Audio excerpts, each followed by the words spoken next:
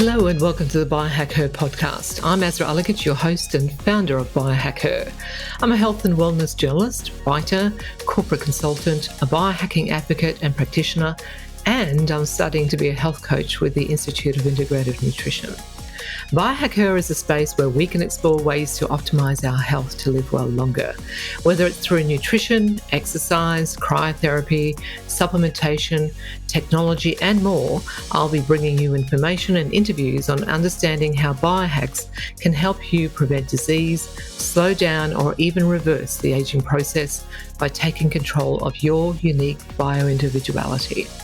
Want to know more? Let's start turning back the clock.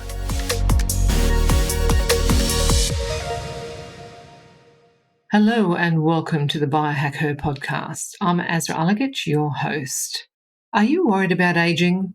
I know I went through a phase, or what some might call a midlife crisis. And today I'm going to talk to you about why I got into biohacking and what I hope to get out of it.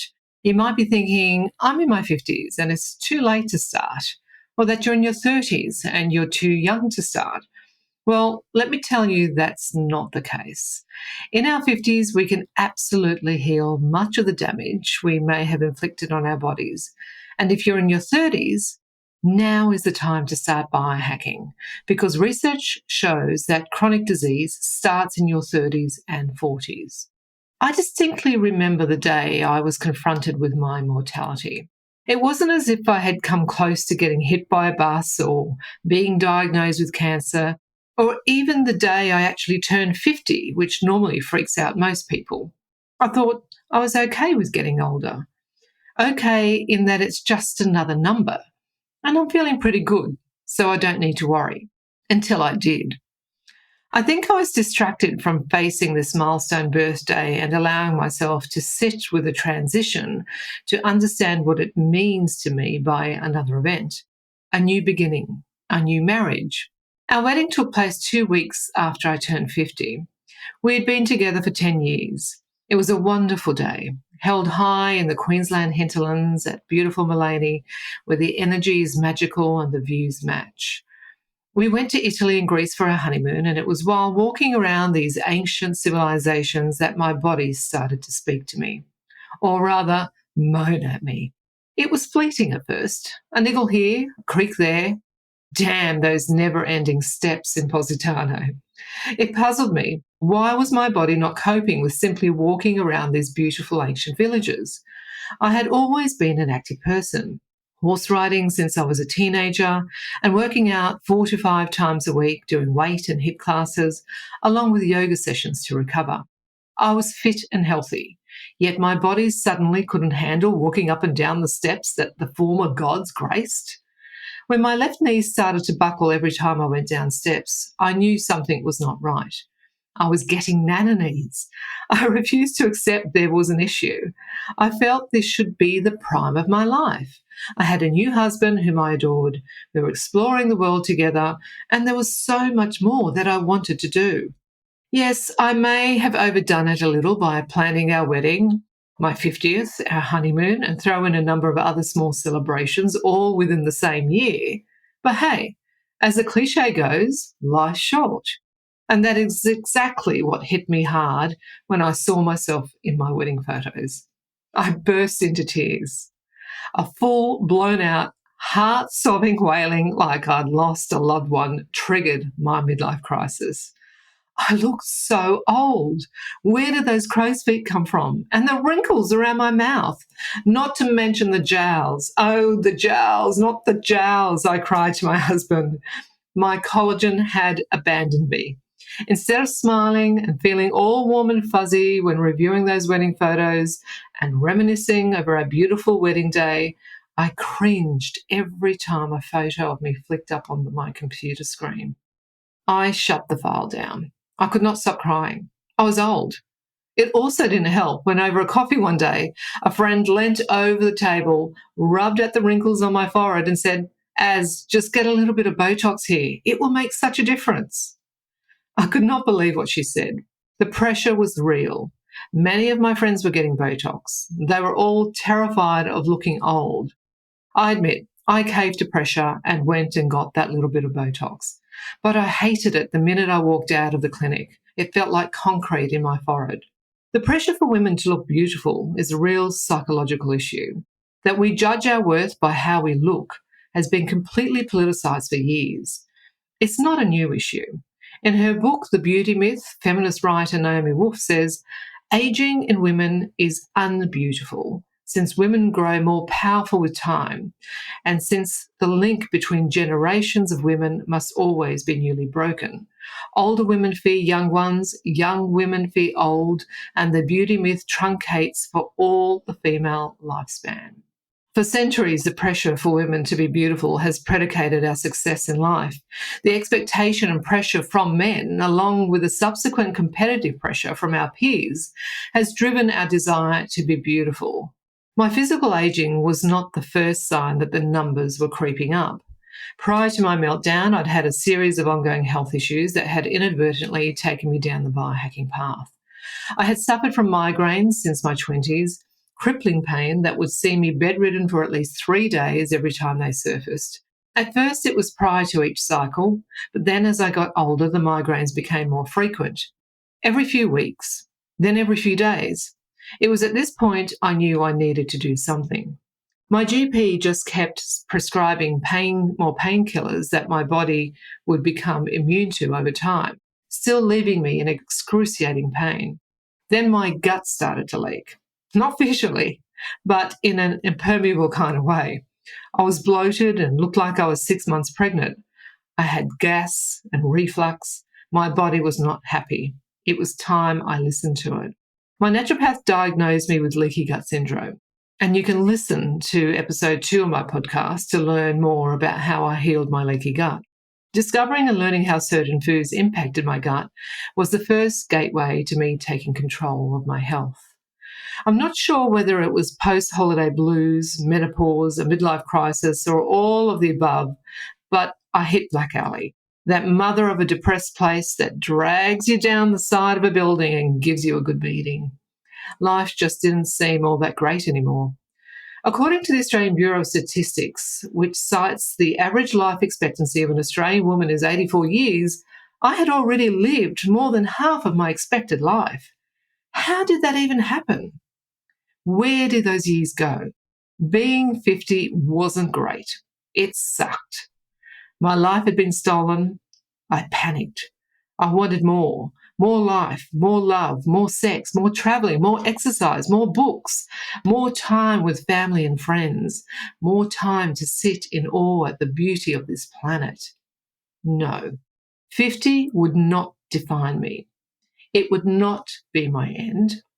It would be my new beginning. #fuck aging.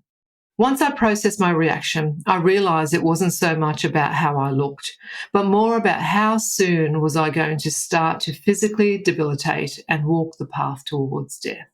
There is so much more to us than how we look, and for me, while looking well was a factor, feeling well was more important to me. It was about leveling the playing field.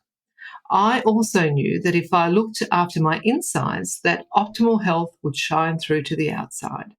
I would maintain a youthful glow, a toned and agile body, great nails and hair, all because I took the time to look after myself, to hack my biology and optimize my health. I pulled myself out of my miasma and focused on feeling better, feeling young and healthy again, and educating myself on how my body was aging and what I could do to stall it or possibly even revert it. It was timely that Dr. David Sinclair's book Lifespan came into my life. It gave me hope. I started researching. I was going to take control of my biology and experiment with biohacks that would help keep my body young. I set myself these goals. 1, I wanted to keep my body healthy and young enough so that I could keep doing whatever I wanted for the next 40 to 50 years or longer. 2, I wanted to maintain my cognitive function to ensure I could continue to have political debates with my husband, write the stories I wanted to write, and create strategic solutions for my corporate clients. 3, I wanted to become super fit so that my body would not only look great, but defend itself against any toxins that life threw at it, and continue to be able to move and do the activities I love, like horse riding. 4. I wanted to be an example of how a woman could age naturally by using the latest techniques in organic and technological treatments like infrared saunas that nourish the body. Here's what I will and won't accept about aging. Aging means something different to everyone.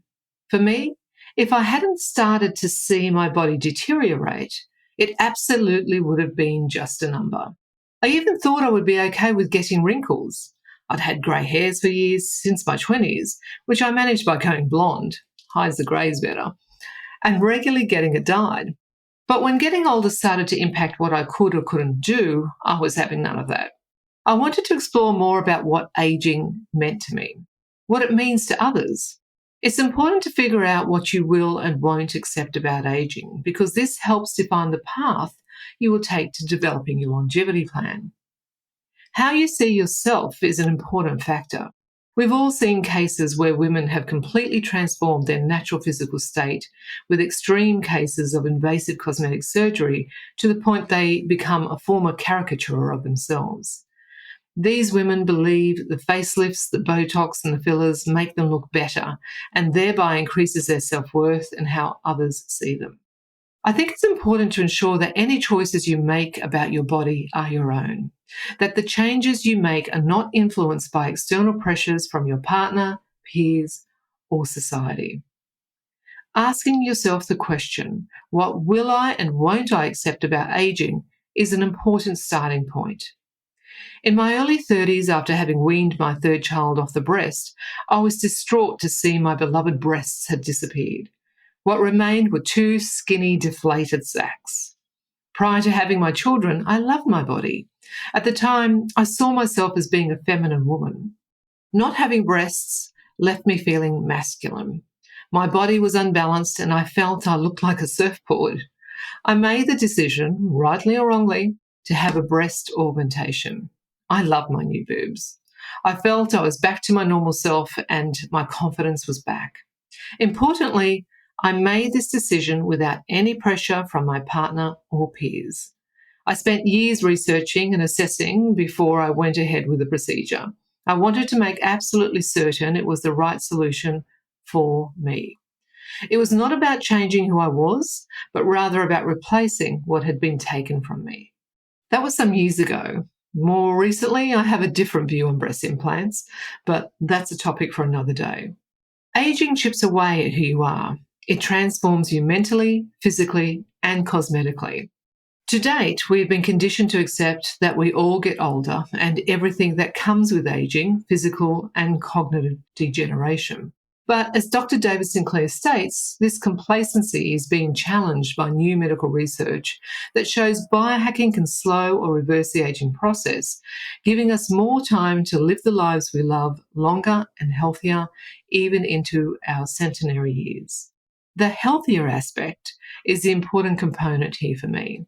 I don't know about you, but I don't want to get old and become immobile, lose my cognitive capabilities, or become incontinent and rely on others to look after me. That is not a healthy quality of life, not from my perspective. This is the difference between biohacking for a healthier you, which also can lead to a younger you longer, and the cosmetic enhancements that make you aesthetically younger. One of my closest girlfriends regularly works out with me. I was struggling one day in a HIIT class with her after having worked out 6 days in a row. My body was feeling the pain and my mind was trying to convince me that I couldn't keep going, that it was just too painful, that I had to stop now. My girlfriend noticed me lagging. "Come on, girl, you can do this. We're going to be the hottest 60-year-olds on the coast. This is why we do this," she said. I laughed at her, but it gave me the mental breakthrough I needed to keep going, and she was right. I needed to tell my body, no, you can do more, you can do this. We smashed that HIIT class. I do want to be a hot 60-year-old. I do want to maintain my youth, and I do want to live a healthy life longer, one in which I can do all the activities I do now: run, horse ride, hike, surf, dance, party. I don't want to limit myself in any way. If biohacking gives me that, then it's worth exploring. It's worth researching. It's worth doing. What are you willing to do to live well longer? Are you okay with getting invasive surgery to transform your body? Or get Botox to make you look younger? Are you willing to change the way you eat or how much exercise you do? Biohacking is not just about maintaining a younger you biologically, but I believe it's also about maintaining and building your self-love and worth. 80% of chronic diseases in women are preventable. That's a significant percentage, and for me is more than enough reason and motivation to manage my health better by doing what I can to understand how my body responds to food, the environment, sleep, exercise, and more, so I can stay healthy for longer and age well. It's up to you, but you have the power to do it. What are you going to do to ensure you age well? That's it from me. I hope you enjoyed today's podcast. Until next time, remember to live well longer. Well, that's a wrap for today's podcast. Thank you for tuning in. And if you'd like to learn more about biohacking, go ahead and sign up on my website at www.biohack-her.com to get a free copy of my 5 top biohacks to get you kick-started. While you're there, you can also check out my blog page for more tips on biohacking. If you'd like to subscribe to this podcast, you can do so on Apple, Spotify, and Google Play. Let us know if there's anyone you'd like us to talk to in particular, and we'll endeavour to get them on the podcast. Until next time, remember to live well longer.